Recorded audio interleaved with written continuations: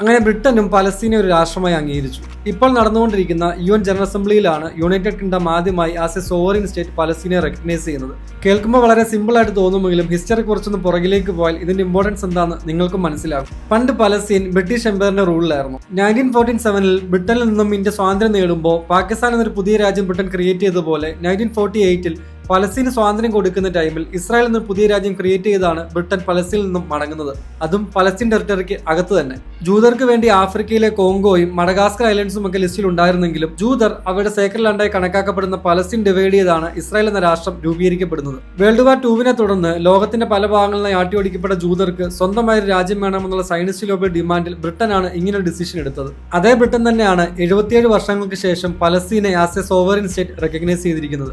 UK മാത്രമല്ല, Canada, Australia, France, Belgium അങ്ങനെ പല രാജ്യങ്ങളും വളരെ റീസെന്റ് ആയി പലസ്തീനെ അംഗീകരിച്ചിട്ടുണ്ട്. ഇത്രയൊക്കെ ആയിട്ടും പലസ്തീനെ അംഗീകരിക്കാത്ത രാജ്യങ്ങളും ഇവിടെയുണ്ട്. ഓഫ് കോഴ്സ് ഇസ്രായേലും അമേരിക്കയും ആ ലിസ്റ്റിൽ ഉണ്ടാവും. മിഡിൽ ഈസ്റ്റിൽ പലസ്തീനെ അംഗീകരിക്കാത്ത ഒരേ ഒരു രാജ്യം അതും ഇസ്രായേൽ മാത്രമാണ്. മറ്റൊരു ഇൻട്രസ്റ്റിംഗ് ഫാക്ടർ എന്തെന്നാൽ 150ഓളം രാജ്യങ്ങൾ അംഗീകരിച്ച പലസ്തീൻ എന്ന രാഷ്ട്രത്തെ നമുക്കിന്ന് ഒരു മാപ്പിൽ പോലും കാണാൻ കഴിയില്ല. ഞാൻ പറയുന്നത് നിങ്ങൾക്ക് വിശ്വാസമില്ലെങ്കിൽ ഗൂഗിൾ മാപ്പിലും സെർച്ച് ചെയ്ത് നോക്ക്. ഈ വീഡിയോ ഫ്രണ്ട്സിന് ഷെയർ ചെയ്യാൻ മറക്കണ്ട. Thanks for watching and follow for more.